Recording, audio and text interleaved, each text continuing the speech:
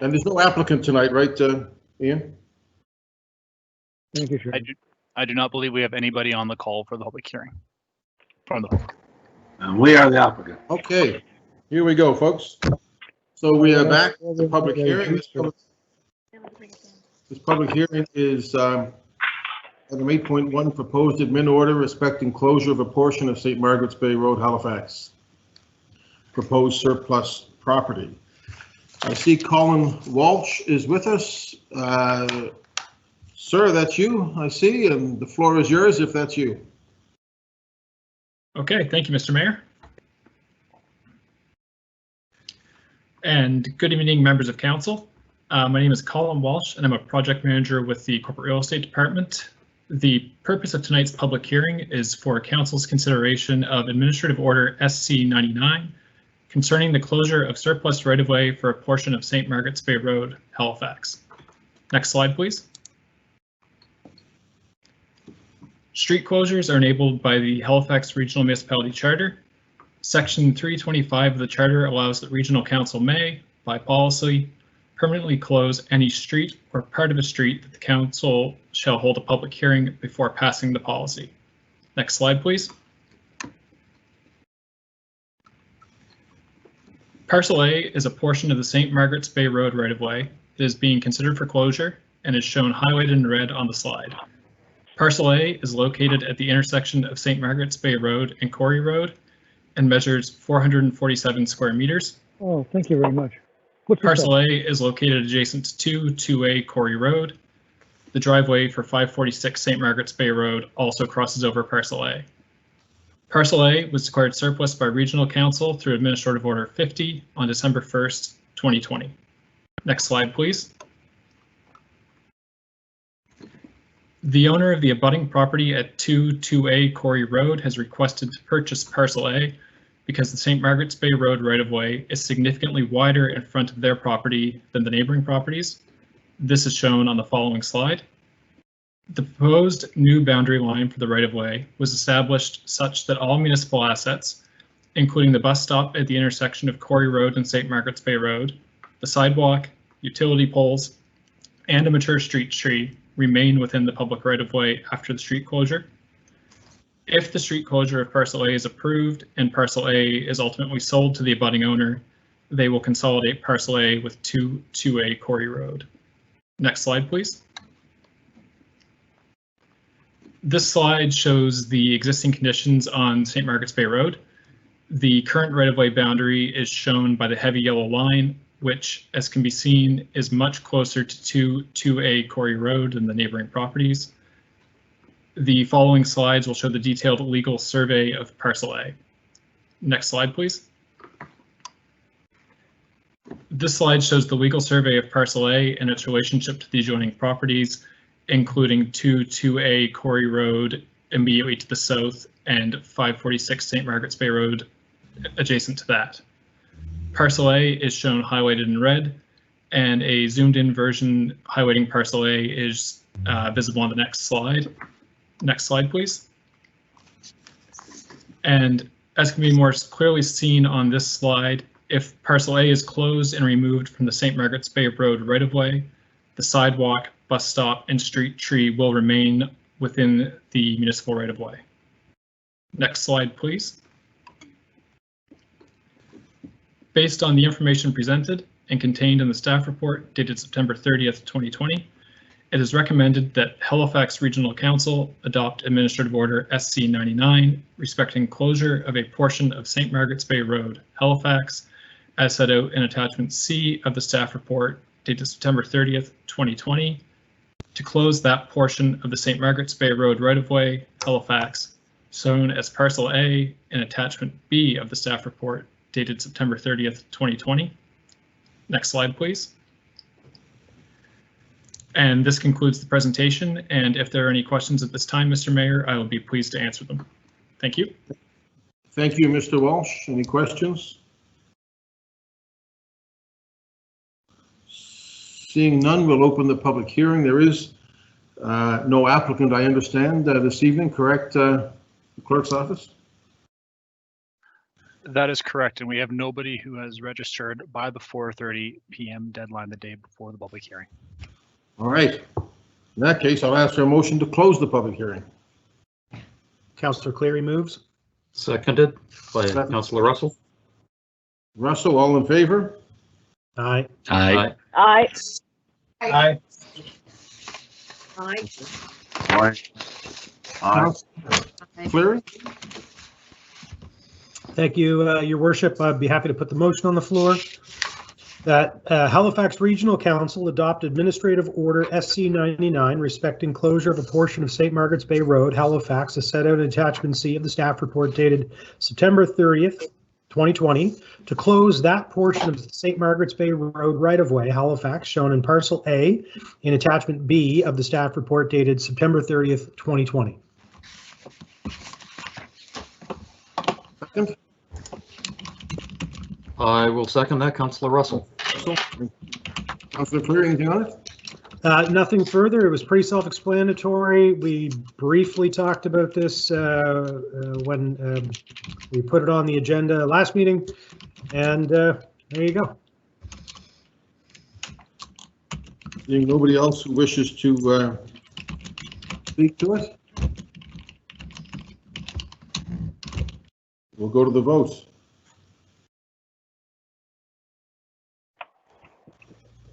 Beginning in District 14, Councillor Blackburn. Voting yes on the motion. 15, Councillor Russell. In favor? 16, Deputy Mayor Oathit. Voting yes. District 1, Councillor Daigle Gammon. Voting in favor of the motion. 2, Councillor Hensby. Affirmative. 3, Councillor Kent. Voting in favor. 4, Councillor Purdy. In favor of the motion. 5, Councillor Austin. In favor. 6, Councillor Mancini. In favor of the motion. District 7, Councillor Mason. For the motion. 8, Councillor Smith. For. 9, Councillor Cleary. Yes. 10, Councillor Morse. In favor of the motion. 11, Councillor Cuddle. In favor. 12, Councillor Stoddard. In favor of the motion. District 13, Councillor Lovelace. Voting yes. Mayor Savage. Yes, for the motion. So that motion carries. Thank you. I'd like to thank Mr. Walsh for joining us. I'm sorry it was so contentious, but you did very well. Thank you.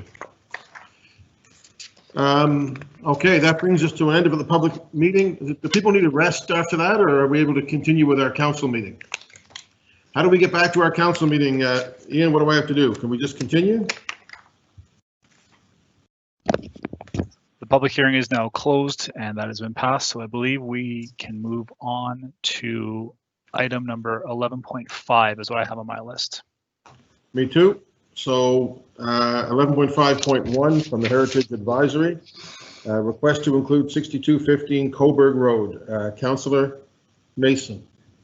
Thank you. I move that Halifax Regional Council set a date for heritage hearing to consider the inclusion of 6215 Coburg Road as shown on map 1 of the staff report dated October 20th, 2020 in the Registry of Heritage Property for Halifax Regional Municipality. I so move. Second, Councillor Cleary. Seconded by Councillor Cleary. Councillor Mason. I'd like to thank the owners for bringing this forward, and I look forward to the hearing. Ready for the question, colleagues? Question. Beginning with District 15, Councillor Russell. In favor. 16, Deputy Mayor Oathit. Yes. 1, Councillor Daigle Gammon. Voting in favor of the motion. 2, Councillor Hensby. Affirmative. District 3, Councillor Kent. In favor. 4, Councillor Purdy. In favor. 5, Councillor Austin. In favor. District 6, Councillor Mancini. In favor of the motion. 7, Councillor Mason. For the motion. 8, Councillor Smith. For. 9, Councillor Cleary. Yes. 10, Councillor Morse. In favor. 11, Councillor Cuddle.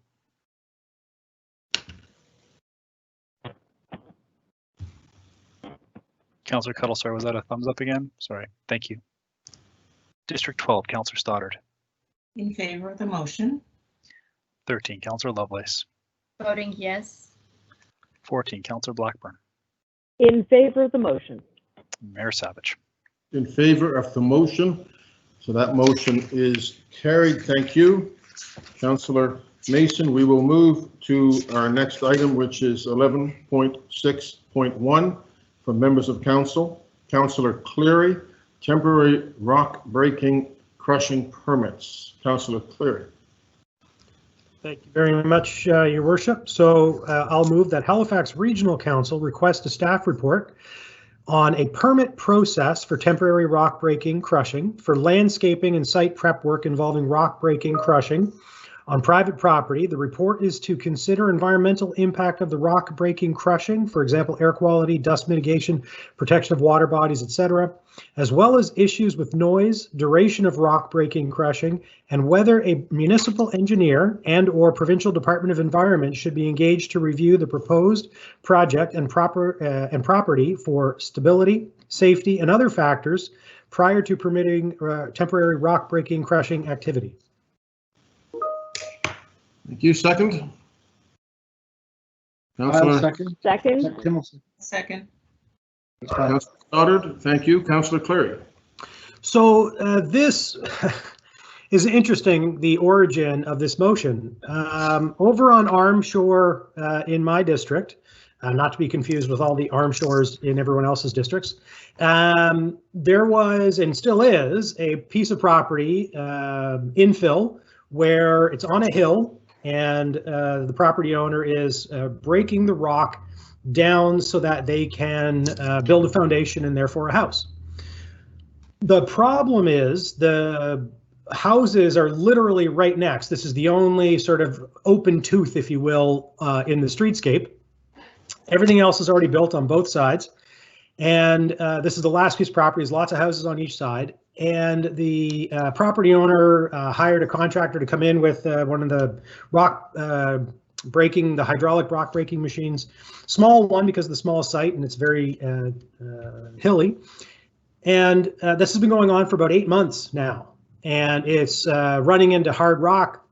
We've had inspectors, the provincial government has been out there with OH&S to look at the site. They've made them erect certain kinds of barriers, which weren't required because we don't regulate rock breaking. It's considered landscaping. So unlike, for example, if you're going to blast the rock to get rid of it, there's a provincial law, there's a bylaw, you have to follow all kinds of regulations. There are no regulations when it comes to rock breaking for digging down into the rock. Obviously, this is an oversight. The problem is going to be that in the future, as more development pressure continues, especially in the urban core for infill development, we live on a very rocky province. We live in a very rocky city, and we're going to have more of this. So my purpose in asking for the staff report is to look into all the situations that we've encountered in the last number of years and think about, are there ways that we should put some regulation around this, whether it's limiting the time, whether it's having certain fencing in place, whether it's having noise barriers in place, whatever it happens to be. I'm willing to listen to whatever staff bring forward, but I think it's time that we had some regulation around this activity. Thank you, Mr. Mayor and colleagues. Thank you. Councillor Outhhead on this. Thank you, Mayor. And first of all, I'm so pleased that Councillor Cleary brought this forward. I was going to do something similar. During the shutdown and lockdown that we had during the pandemic, you can imagine from a couple of sites in my district, that rat-tat-tat-tat-tat that went 10 or 12 hours a day. And the scenario that Sean described about us not having the rules and regulations over the fencing and hours and this sort of thing is absolutely correct. Now, Ashley and Joe and others with HRM Development were fabulous, and they've also had the province on side. And the developer, out of the kindness of his heart, I guess, did what I called him, stop breaking rock in the evening and on the weekends. So I really think we have an issue here, and I hope it is just an oversight, as Sean has said, but we really need to come up with some regulations and timing around these. And what I mentioned the other day when I saw this come up was that we've also recently done a survey on construction hours. And I hope that this will dovetail into that, because we know in my district, Sean's district, everybody's district, well, most people's district, rock breaking does have to happen, but I'm not convinced that it has to happen at the same hours as general construction. The example I always use is on a Saturday or Sunday or in an evening, perhaps, you can be driving a nail or delivering something, but not blasting and not breaking rock. So I hope that this, first of all, I hope council will support this request. And secondly, I hope that staff will sort of dovetail this with the survey and just see if we can look at times in general for construction noise. So anyway, thank you and happy to support this. Thank you, Mayor. Thank you. Councillor Hensby. Thank you very much, Mr. Mayor. And I believe a similar situation came up in the past a number of years ago, but it was more of importation of rock to a site to infill and do landscaping work instead of crushing rock on site. So hopefully the report will talk about either on-site material or import material, because we may have a problem of a low property that may need to be infilled, and they import the rock to break it up and then try to infill the site, versus here they're trying to break the rock face to build a buildable lot, I guess you could say. Also, in regards to the Quarry Act and stuff, I don't know if you can consider this a quarry activity, but I know there's some certain exemptions for the Department of Highways to have for road building material, for road building operations. There's exemptions, but for lot building and construction activities and landscaping, yeah, there is a bit of a gray zone there. And I think that we need to have some clarification on it. But I just want to make sure that when we go forward with the report, it's not just rock breaking on site for on-site material, but the importation of material as well. Thank you. Councillor Morse. Thank you, Mr. Mayor. I would like to thank Councillor Cleary for bringing this forward. As it happens, I had a resident contact me just last week saying that one of her neighbors is digging a foundation and the company doing the work is using a jackhammer. It's going to take quite a while, and the jackhammering goes most of the day from 7 in the morning till 5 at night. Because she's working from home, she's finding this very, very disruptive, and it's causing headaches and that sort of thing. So I think it's really great that we're looking at this. It seems like maybe sometimes people are able to get around the rules and avoid a short-term blasting project in favor of a long-term jackhammering project. I don't know, but anyway, I just think it's great that we're looking at it. Thank you. Thank you. Councillor Kent. Thank you, Your Worship. Mr. Mayor, sorry. So I absolutely am thrilled to have this one come forward, and I can say, for as long as I've lived here, very near the water, the closer you get to the water, the rockier it is. And a lot of our developments are facing some of the same things. So I just want to weigh in as well. I don't know if it can be added into this or not. I probably can, but around the noise is one thing from the rat-a-tat-tat, but the equipment that is required in order to move and transport rock is a heavier piece of equipment. It's not a pickup truck. It's not a dually. It's a big piece of equipment. Big pieces of equipment to move it into the trucks, then to be transported. Heavy trucks transporting within subdivisions. Noisy loading. Like, there's so many layers to the impact around anything related to rocks. And so we consistently have concerns raised from residents around the impact of development in their area. So anything we can do to help to mitigate and regulate attention to these kinds of things, I think, is a positive move within the entire HRM. So the operational hours is an important piece as well. That probably is one of the number one things that I hear about a lot around it's one thing for them to be doing this work, but it's another for them to take it into the evenings and late into the wee hours of the night, which they are doing. So, or many, I can't say they all. So in the projects, but a lot of development projects will do that. And I think sometimes it's in the interest of, okay, we're almost there, let's get it done. But that's not always as pleasant for the surrounding neighbors. So thank you very much. That's my input. Thank you. Councillor Russell. Thank you. I've got two sets of thoughts happening. One of them is related to the amount of noise that this creates. And I'm wondering if this is somewhat regulated already through the noise bylaw, or with the noise threshold that the rock breaking. I get that it's a pain, and that the consistency of it and the timing of it is a pain. I'm just wondering if a portion of it is regulated by the noise bylaw. The second thing is I want to make sure that the scope of what we're looking at is big enough that it doesn't affect people who are doing legitimate landscaping. If someone has a large rock in their backyard, large being something that I can't carry, but that I don't need a vehicle for, and I try and break that in half, that this covers only larger pieces of work that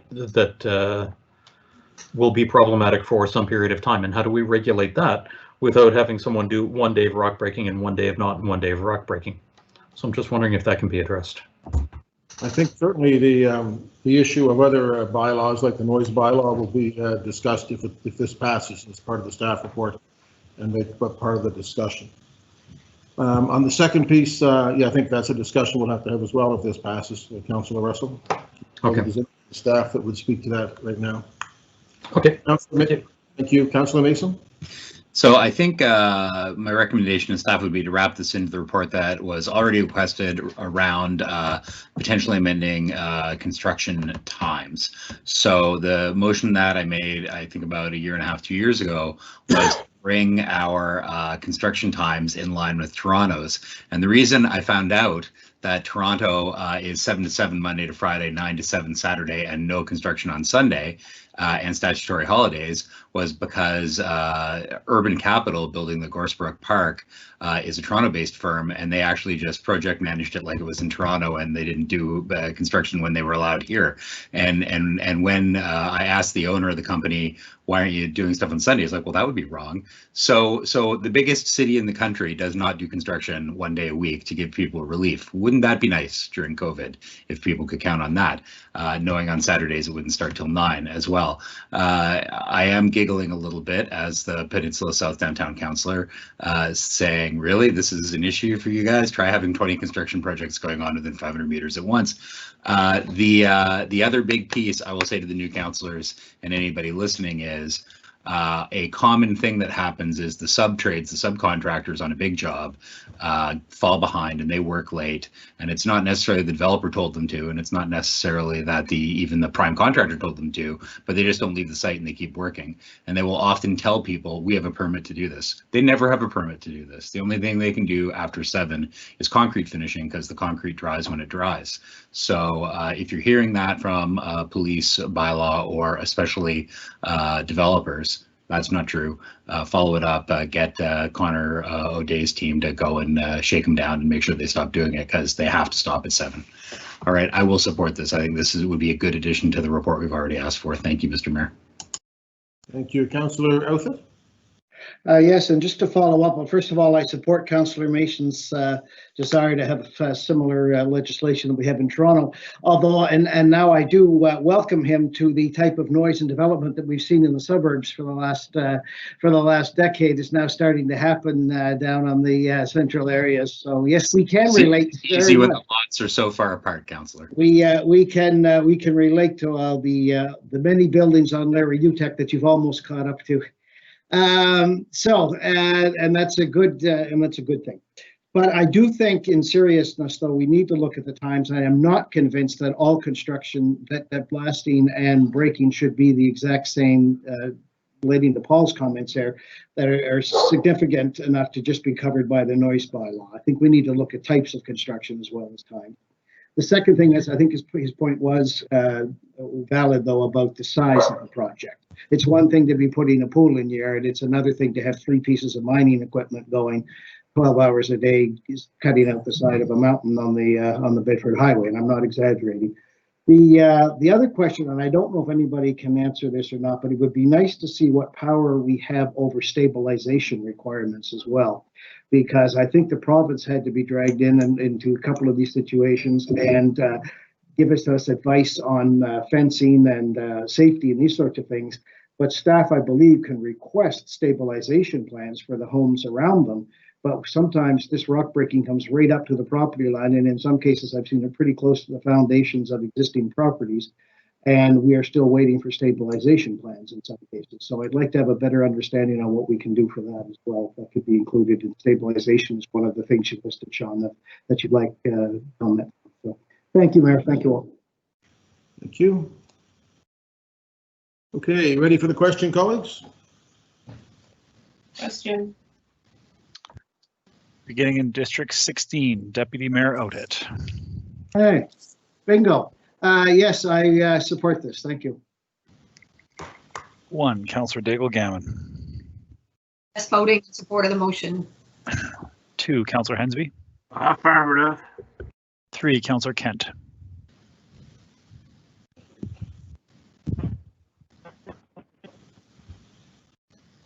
In favor of the motion? 4, Councillor Purdy. In favor of the motion. 5, Councillor Austin. In favor. 6, Councillor Mancini. In favor of the motion. 7, Councillor Mason. In favor. District 8, Councillor Smith. 4. 9, Councillor Cleary. Yes. 10, Councillor Morse. In favor. 11, Councillor Cuddle. In favor. 12, Councillor Stoddard. In favor of the motion. 13, Councillor Lovelace. Voting yes. District 14, Councillor Blackburn. Voting yes on the motion. 15, Councillor Russell. In favor? And Mayor Savage. In favor. That passes. Thank you, Councillor Cleary. We'll go back to you on 11.6.2, creation of a bylaw for demolition permits. Councillor Cleary. Thank you, Your Worship. I move that Halifax Regional Council request a staff report on a bylaw for a permit process covering demolitions of buildings that include leased units to ensure demolition permits are not granted until such time as municipal staff are satisfied that the provincial residential tenancies eviction order process has reached its conclusion, including any appeals that are lawfully made by tenants. Second. Seconded by Councillor Mason. Second. Councillor Cleary. So on this one, I'm sure everyone has heard about the project where there was still literally a tenant in the building when they were crushing pipes and flooding his apartment and taking out windows and demolishing a building while he lived there and had an appeal with the Residential Tenancies Board. As we've learned, we actually have in our charter the ability to regulate and put a bylaw in place for permits, including demolition permits, but we do not have one. And I heard a radio host on a particular program just yesterday in discussion with two of our councillors say, well, why do we need more regulation? Isn't it just a matter of getting, better communication with the province? The problem is, if we don't have a bylaw that says you must do X, Y, and Z before you give a permit, then there's no requirement or ability to go to the province and say, hey, by the way, have they finished this? So only if we put in place a process that says you must have this checklist completed before you get your demolition permit, which I'm sure we already have, but obviously it doesn't include checking to see if everyone's been lawfully evicted from a property. And so what I'm seeking is simply a safety valve for residents that we're going to see more and more of this as more development happens and people get moved out of buildings that are being demolished, that they do so in a legal way. And I know we removed the permit, we put a stop work order, the province put a stop work order, but that's after the horses left the barn. And I think we need to never let this happen again. Thank you, colleagues. Thank you, Councillor. Ready for the question, colleagues? Question. In District 1, Councillor Daigle-Gammon. Absolutely voting in favor of the motion. Councillor Hensby.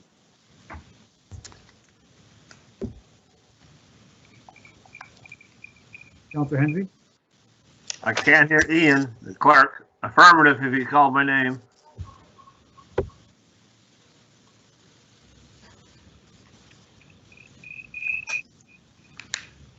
My apologies. I think my headset bit the dust. District 3, Councillor Kent. Yes, even among the crickets, I will say in favor of this motion. District 4, Councillor Purdy. In favor of this motion. 5, Councillor Austin. In favor. 6, Councillor Mancini. In favor of the motion. District 7, Councillor Mason. Ian, we told you not to buy Paul's old headset. Yes on the motion. District 8, Councillor Smith. 4. 9, Councillor Cleary. Yes. 10, Councillor Morse. In favor of the motion. District 11, Councillor Cuttle. Voting yes. 12, Councillor Stoddard. Absolutely in favor of the motion. 13, Councillor Lovelace. Voting yes. District 14, Councillor Blackburn. That's a solid yes from me. 15, Councillor Russell. In favor. 16, Deputy Mayor Outhit. In favor? And Mayor Savage. Yes, indeed, for the motion. So that motion carries. Thank you, Councillor Cleary. We'll move then to motions, item 12.1, which is Councillor Lovelace, Community Connector Roads. Councillor Lovelace. Thank you, Mr. Chair. I'm very pleased to put this motion on the floor for consideration. That Halifax Regional Council requests a staff report to include costs and potential funding sources on building community connector roads for neighborhoods restricted by limited emergency access routes, whereas climate change, drought, and absence of piped fire hydrants pose increased risk to life and property. So thank you. Second. Seconded. Who was? Seconded by Lisa. Thank you very much. Go ahead, Councillor Lovelace. Thank you. So this has been an ongoing issue, in particular in District 13 for many years, with subdivisions that have been built, 20, 30 plus years where there are no emergency access routes. We have minimal road frontage for that subdivision on an arterial road. And unfortunately, the way that the subdivision has been constructed, it goes very deep away from that arterial road, which means that everyone that's in the back of those exits or back to those subdivisions do not have an adequate exit. So while staff have been doing a great job working individually with some of these subdivisions, such as Halliburton and Westwood Hills, and trying to find ways that we can create these connector roads, I would like to take a larger perspective so that we can address all of these subdivisions and look at a way that we could find cost sharing, other potential funding sources, other ways that we can assist these communities and provide better access for emergency services, as well as quicker routes in and out of these subdivisions. And it's just one of those things that up until now, we really haven't had a funding source or a means to do this work unless more development is initiated at the back of the subdivision, which primarily would create roadways that could then lead into another subdivision or create a connector road. So at the end of the day, I just would like to see a staff report that provides us with some options that we could review. Thank you. Thank you, Councillor. Councillor Hensby on this. Thank you very much, Mr. Mayor, and I totally concur with Councillor Lovelace in this. I believe I raised a similar topic last year during the budget process in regards to connecting subdivisions, where a road right-of-way is presently there and it's owned by the municipality, but I try to get the developer who is upgrading the street in a certain area to make the connection, but we couldn't enforce it upon him because he didn't own the property, but the road right-of-way was there. And I think that we need to look at these kind of things in regards to make sure that we do provide public safety and secondary access to our neighborhoods. I believe Council Whitman in the day talked about a certain subdivision trying to get a connecting road in there. I'm not sure if it's Halliburton Hills or one of those over there. You try to get a connecting road too. I talked about this a number of years ago in the Lawrencetown area in regards to the Celtic Garden subdivision, the old Robinson Lake Road, where the problem was to declare an old road right-of-way reserve as surplus, but they never asked, staff never asked the councillors in regards to would there be a need for this. When I found out after the fact that we passed on an opportunity, this is wrong. That was a right-of-way opportunity for a secondary access for the Celtic Garden subdivision with over 200 houses in there, one way in, one way out. That is wrong, wrong, wrong. Another subdivision plan in Lawrencetown, I insisted the first particular phase had to go first and connect into from Gammon Lake into the Carter Rome subdivision. That had to be done first and foremost. So I said to staff, do not approve any other phases until this one is done, because you need to have that second access into the Carter Rome subdivision, Hailing Acres.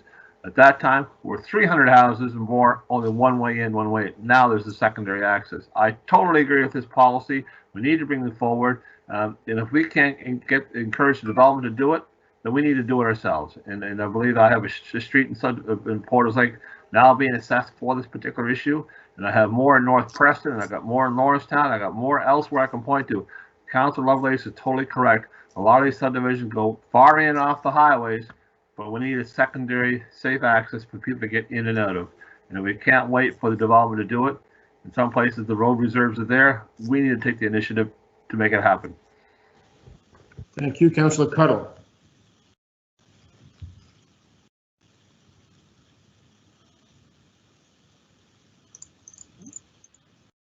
There we go.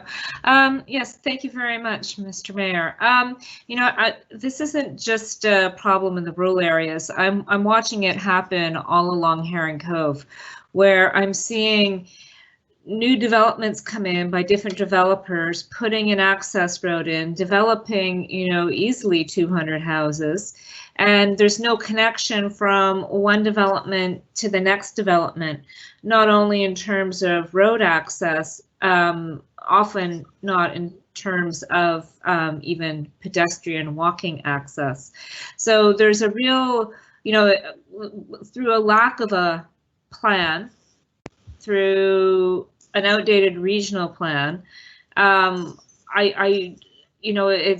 it's creating these pockets that create these pockets of development that have these, not only is it a fire and safety hazard and inaccessibility hazard, it's just bad planning all the way around. So I am in favor of this as well, looking at it from all kinds of different perspectives, but we have to stop this practice and make sure that it's built into the planning and development approval process moving forward. Thank you. Nobody else on the list ready for the question, colleagues? Beginning with District 2, Councillor Hensby. Absolutely affirmative. 3, Councillor Kent. I am in favor. 4, Councillor Purdy. In favor of the motion. 5, Councillor Austin. In favor. 6, Councillor Mancini.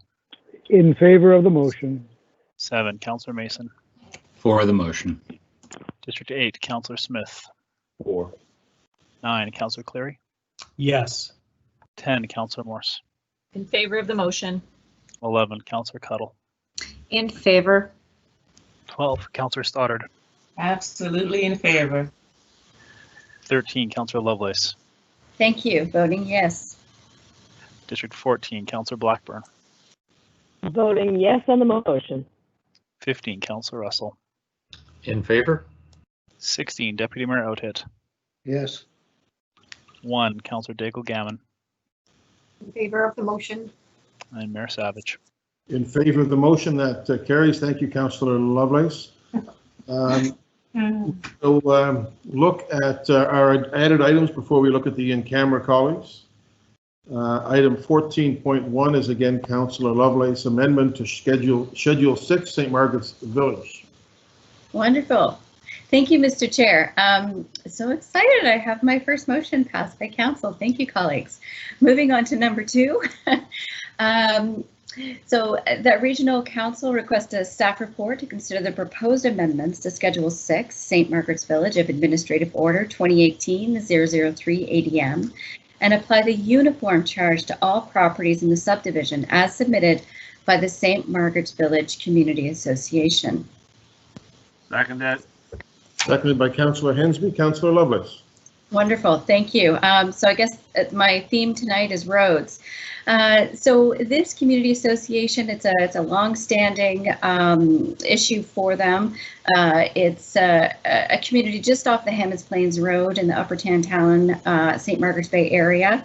And the roadways are all private roads, they're all private lanes. And the issue really is that through a common area rate within that subdivision, they pay each year to upkeep their roads, from stormwater management, snow clearing, maintenance, and all that kind of jazz. But here's the issue. According to the policy, only those lots with dwellings actually pay towards that upkeep. And what that means is all of the empty lots that are soon to be developed and that have been sitting there for a couple of decades are not paying in. However, they all benefit. So even though the empty lot is empty, it still benefits from having the integrity of the roadway and also the value of that property because that road is maintained and it's a well-oiled machine. That being said, the Community Association of St. Margaret's Village can no longer afford to upkeep all of these roads, which the developers continue to build. They don't meet HRM standards, so our TPW folks really can't say anything about it other than to advise the Community Association. But I think at the end of the day, we really do need to look at ensuring that the burden of securing safe roadways and efficient and proper stormwater management services within subdivision are not only shouldered by those folks within the subdivision that have a dwelling on their lot. And so that's why I'm bringing this forward to create some equity within this payment system that we have in place right now. Thank you. Thank you. See no speakers. Councillor Hensby on this? Yes, Mr. Mayor. I believe as this goes forward, we may want to perhaps ask staff to do a quick review of all the other local area rates that we currently have. For instance, in Mineville, I believe there's a $20 lot charge for all properties, regardless of dwelling or not. So I think that these area rates should be applicable to all properties within the territory of the area rates designated. So just because it's a vacant lot, it should not be exempt. All right, I'm sure we'll discuss that. Ready for the question, colleagues? Question. Beginning with District 3, Councillor Kent. I'm in favor. 4, Councillor Purdy. Also in favor of the motion. 5, Councillor Austin. In favor. 6, Councillor Mancini. In favor of the motion. 7, Councillor Mason. In favor. 8, Councillor Smith. 4. 9, Councillor Cleary. Yes. District 10, Councillor Morse. In favor. 11, Councillor Cuddle. In favor? 12, Councillor Stoddard. In favor of the motion. 13, Councillor Lovelace. Voting yes. 14, Councillor Blackburn. Voting yes on the motion. District 15, Councillor Russell. In favor? 16, Deputy Mayor Outhit. Yes. Councillor Daigle Gammon. Voting in favor of the motion. District 2, Councillor Hensby. Affirmative. Mayor Savage. Affirmative, so that motion carries. Thank you, Councillor Lovelace. 2 for 2. Colleagues, will go to 14.2. This is ratification from Committee of the Whole this morning, the review of report request. Councillor Kent, you want to bring that one? You have that?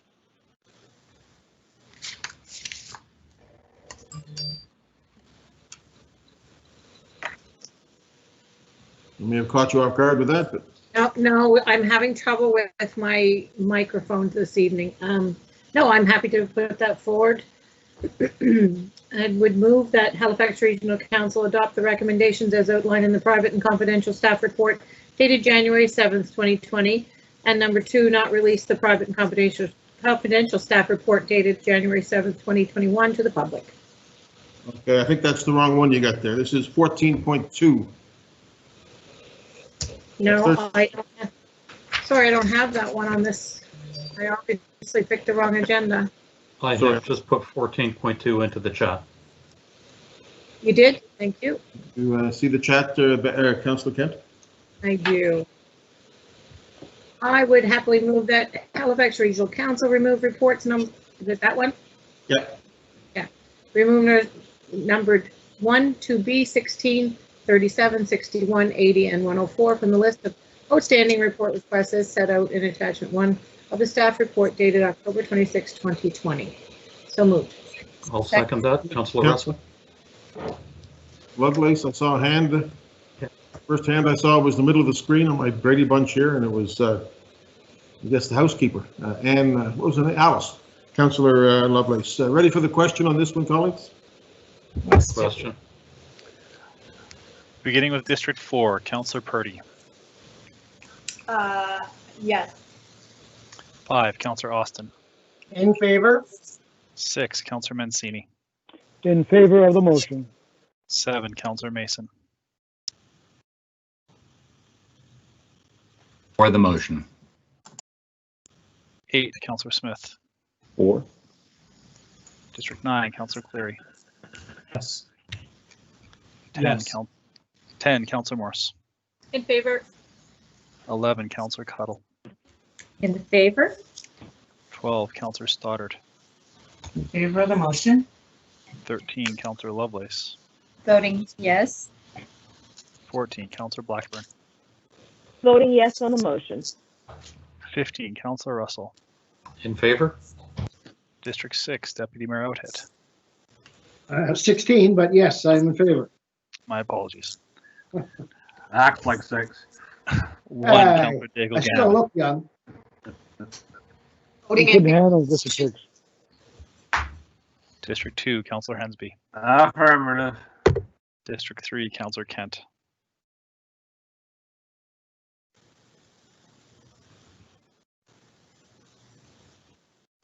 Thumbs up will do. And Mayor Savage. In favor of the motion, so that passes. Just before I go to 14.3, I put folks on notice. We'll be doing notices of motion right after this before we look at the in-camera. So you can have your notices of motion ready if you have them. 14.3, Councillor Cuttle, would you like to put that on the floor first? Do you have that?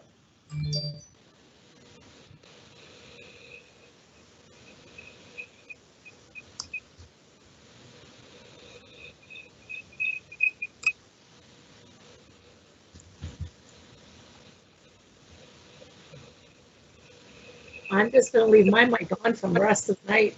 That's it. Hear what you hear. So you're trying to unmute there, Pat. There you go. Oh, am I unmuted? You're good now. Nope. Are you not? Okay, do I have it? Am I good? We got, yeah, 14.3, yeah. Well, I was saying, I feel your pain. Wow, You just muted yourself again. that's probably not her doing. There you go. There you go. okay. I don't have 14.3 on my notes. Could someone please put it in the chat?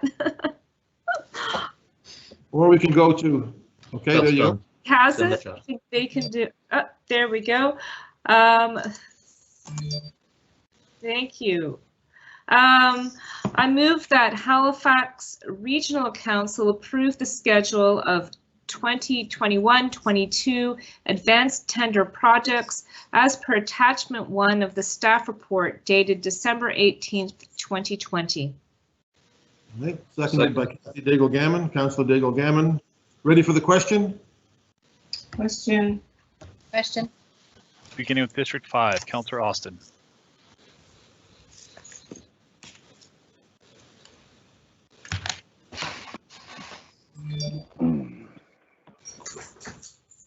Councillor Austin. In favor? 6, Councillor Mancini. In favor of the motion. 7, Councillor Mason. For the motion. 8, Councillor Smith. 4. 9, Councillor Cleary. Yes. 10, Councillor Morse. In favor of the motion. District 11, Councillor Cuttle. In favor? 12, Councillor Stoddart. In favor of the motion. 13, Councillor Lovelace. Voting yes.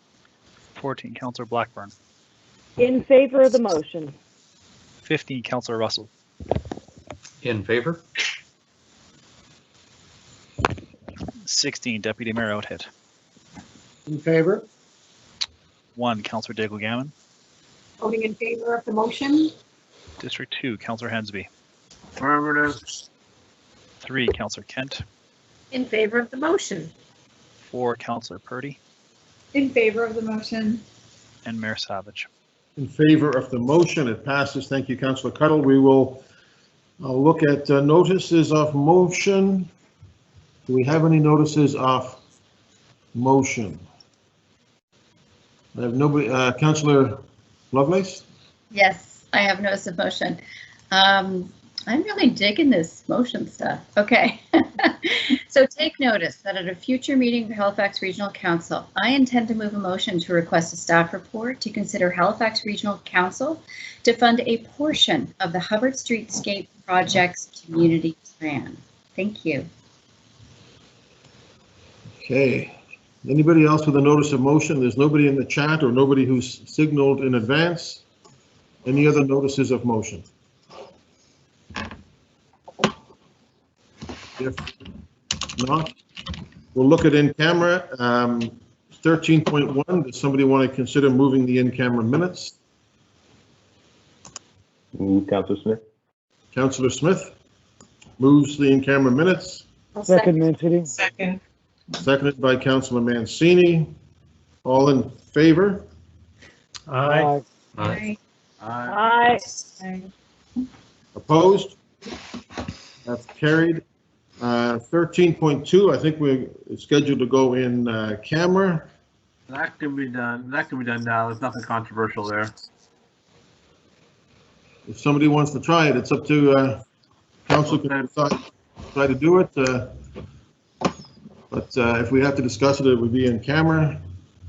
Since Councillor Mason has his name on it. I'm not sure if you want to move it, Councillor Mason.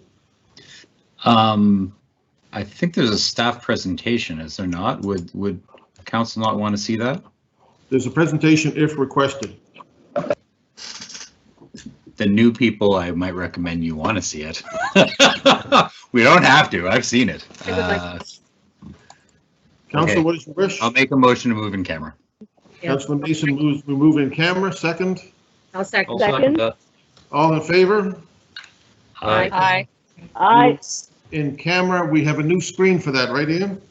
Yep, there is another invitation for everyone to move in camera, and then we will return back to this meeting when we ratify that motion.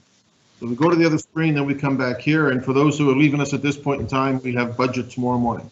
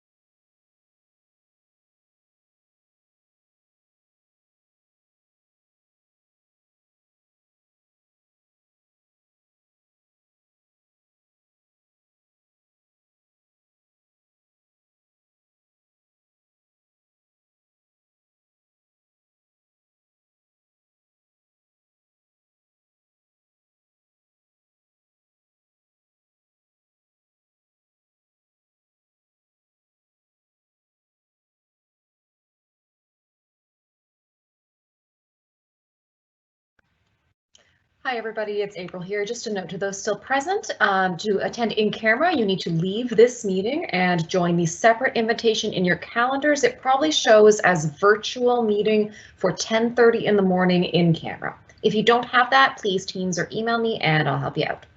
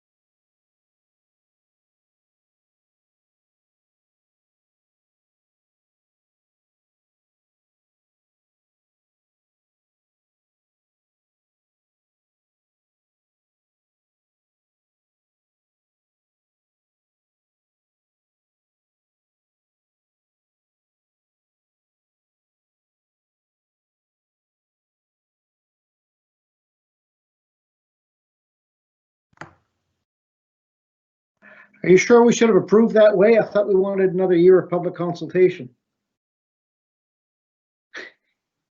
Hush now. Two steps, yes. Not enough community garden. We'll save that year of consultation for a project in Bedford. Yeah, you're talking about the Bedford Reef, right? Right, Tim? Consultation on whether we should have a consultation.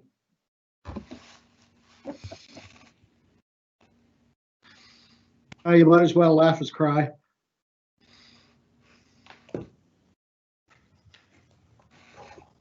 Okay, how are we doing, clerk's office? Is everybody back safely and soundly?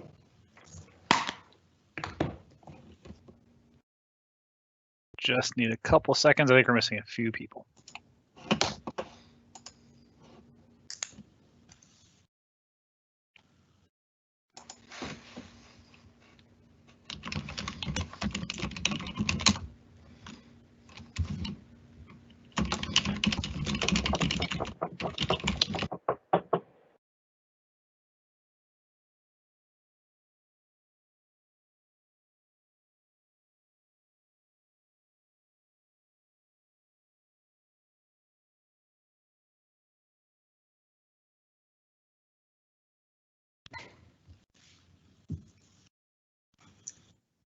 Hi, my screen still says in camera, so aren't we supposed So to? we're just finishing a quorum check, making sure everyone's here, and then when that's done, we'll take that screen off. We just need a couple more seconds. All right, thank you.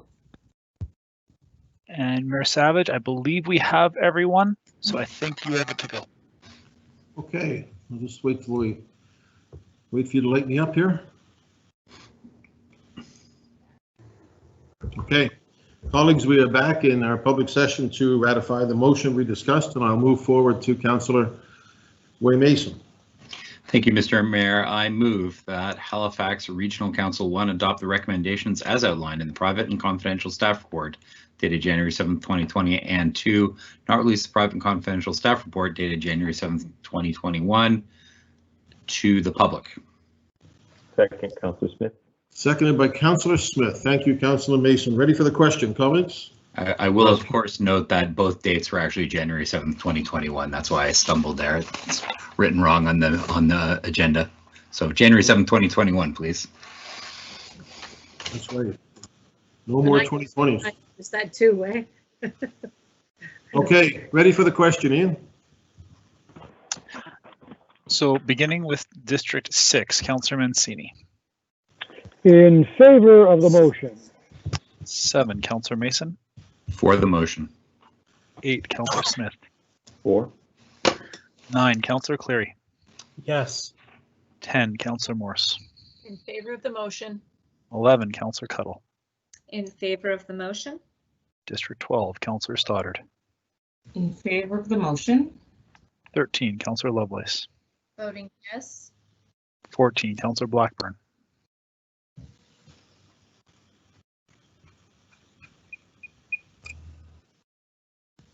Councillor Blackburn. Voting yes on the motion? District 15, Councillor Russell. In favor? 16, Deputy Mayor Outhet. Yes. 1, Councillor Daigle Gammon. Voting in favor of the motion? 2, Councillor Hensby. Affirmative. 3, Councillor Kent. In favor of the motion? 4, Councillor Purdy. In favor. 5, Councillor Austin. In favor. And Mayor Savage. Absolutely in favor. That motion carries. Before I go to Councillor Purdy to adjourn, just to remind people, we're back tomorrow morning, 10 o'clock. Councillor Russell and the chair did a great job this morning to take us through more budget. Some of you may be in the meeting I'm at 8 o'clock, the Mayor's Economic Roundtable on a Green Economy with the Halifax Partnership, along with Jacques Dubé, Kelly Dente, and Shannon Miedema, and I know some of you will be at that meeting as well. If not, we will see you at 10 o'clock. Councillor Purdy, would you like to suggest we adjourn? It would be my pleasure. I move that we adjourn this meeting. All right, folks. Enjoy the rest of your day or night. See ya. Night. Night.